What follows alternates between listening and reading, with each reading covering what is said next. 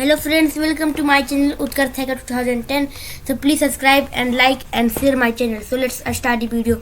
So today we make HTML calculator. So first open Notepad.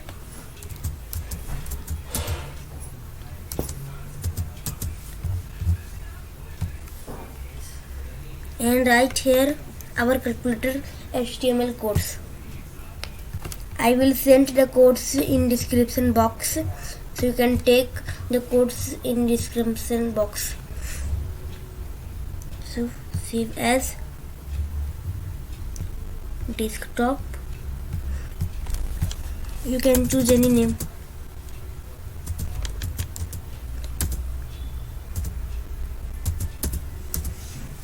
But in last you write .html. This is extension of HTML and this is important. Save.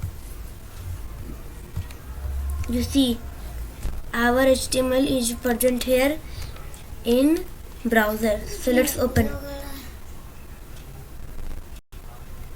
You can see our browser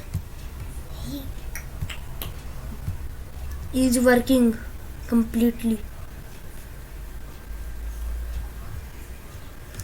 So please subscribe and like my channel.